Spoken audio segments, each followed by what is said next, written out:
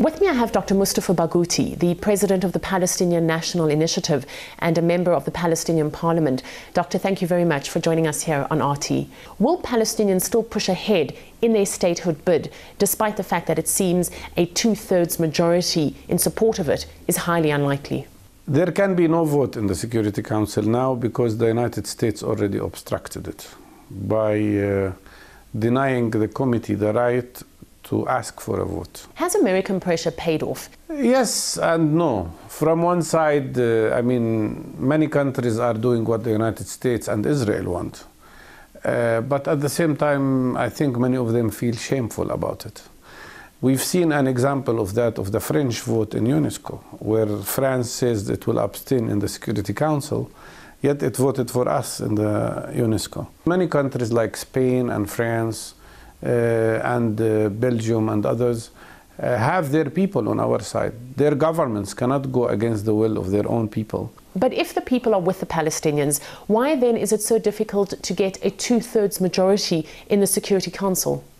Because the United States still has the power of pressuring many countries, because the Israeli lobby is playing its cards and pressuring many world leaders, and because of the hypocrisy of Western politics. You know, they speak about freedom of the Syrian people and respect of human rights in Libya, but they fail to recognize that this is also needed for Palestine. Once you have membership in the General Assembly, you'll have access to the International Criminal Court. How do you plan to use this? And do you think the Israelis are concerned by it? They are totally concerned about this. This is maybe one of the main reasons why they are trying to obstruct our membership in the United Nations. Why? Because they know they have committed war crimes. Why? Because they know that many of their leaders and officers and army generals have committed crimes against humanity. And I think we will do everything we can to get these guys one day to the court, to the International Court of Justice. When President Obama came to power, there were high hopes that the United States would play a positive role in the Israeli-Palestinian conflict. Do you see his opposition to the statehood bid as a stab in the back? Totally. We see it as a stab in the back, but also we see it as a great failure, big failure of an American president who failed to respect his own words.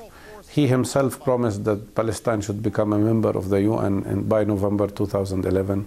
And now he's not only not voting for us, but he's leading a war against our membership. What the American administration is doing and what the American Congress is doing is in total contradiction with everything they speak about in terms of their principles of respecting human rights and self-determination and the principles of freedom. You see, the Palestinian issue has become, in a way, some kind of an instrument or some kind of a method to explore the real positions of each country. The cost of what Mr. Obama did and his administration has done has been that the United States has lost its position as a mediator in the Middle East process. Just how difficult is it to go back to negotiations against the backdrop of the UN statehood bid? It's not difficult to go to negotiations, it's impossible. As long as Israel is allowed to continue to build settlements, as long as Netanyahu's government is the government we have, there will be no negotiations. And that's why I feel sorry for the waste of money and that the quartet is spending so much taxpayers' money on traveling and moving and coming and going without any results.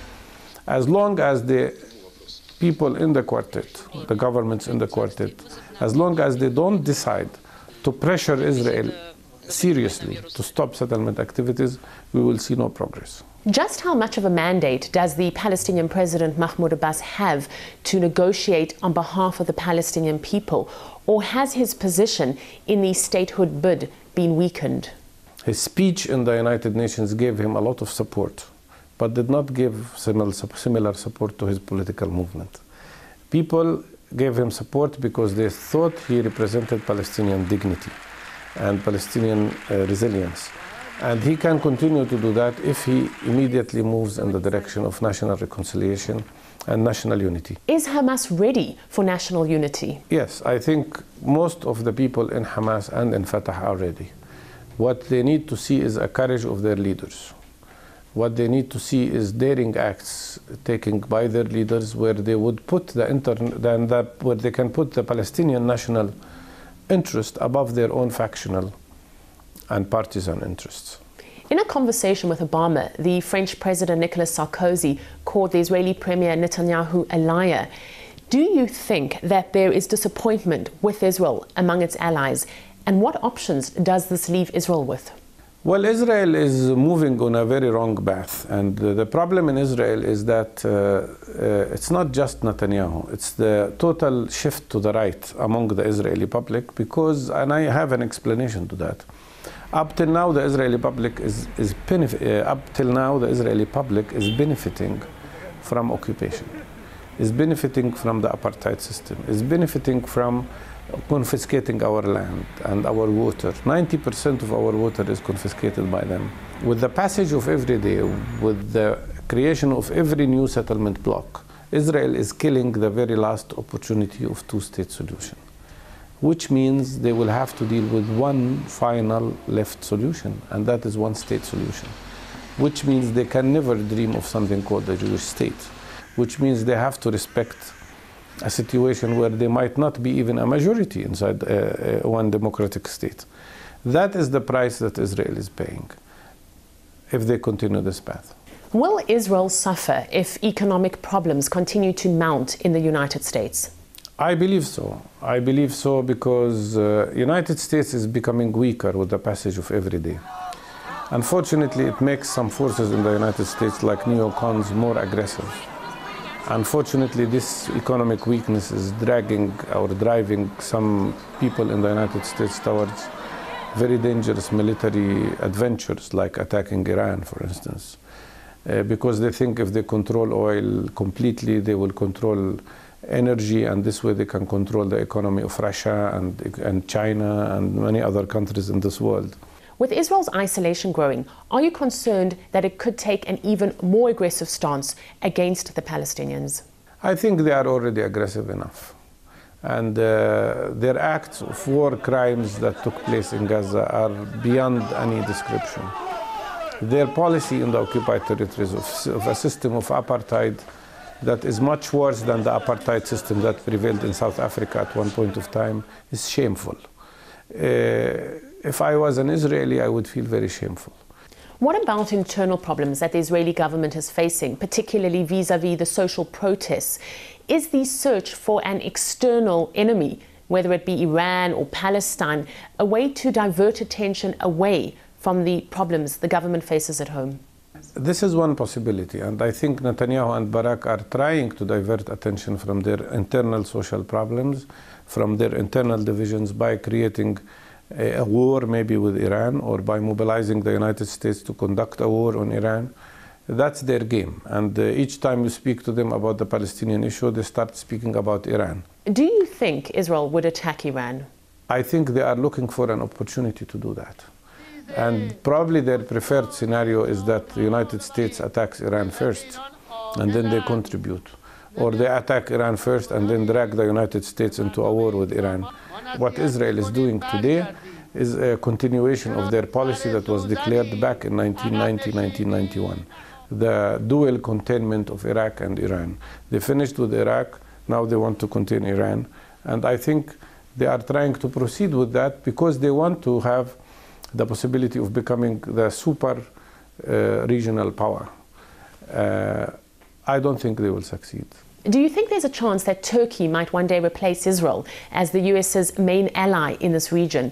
If you look, for example, at it hosting the NATO radar, at its turning its back on Iran and Syria, it certainly seems as if Turkey is wanting to play a greater role in the region. Turkey always was an American ally. It's not new. It was always a member of NATO. But I think I see the changes in Turkey in a more positive way. I think Turkey, you see in the 70s, Israel had two big allies in the region, Turkey and Iran. And then they neutralized Egypt through Camp David Accords. So they were in heaven. Then they lost Iran. Now they've lost Turkey and Egypt. I see all these things as positive changes. I don't see the Turkish role as negative one. I think the change in Turkey and Egypt can practically change the whole regional situation. But there is one obstacle here which prevents this vision. The main obstacle that is the Palestinian issue. And I am sure that the vast majority of Turkish people are with Palestine, as much as the vast majority of Egyptians and Moroccans and Tunisians. What happened in the UN was very important. It showed and revealed that the Arab Spring and the regional spring did not make the Palestinian issue a marginal issue. On the contrary, it is still in the center of all issues. So the future of the stability of this region, of peace in this region, of economic development and cooperation in this region is related directly to solving the Palestinian issue and allowing Palestinians to be free from occupation and having their right for freedom as well. Dr. Mustafa Barghouti, thank you very much for joining us here on RT. Thank you.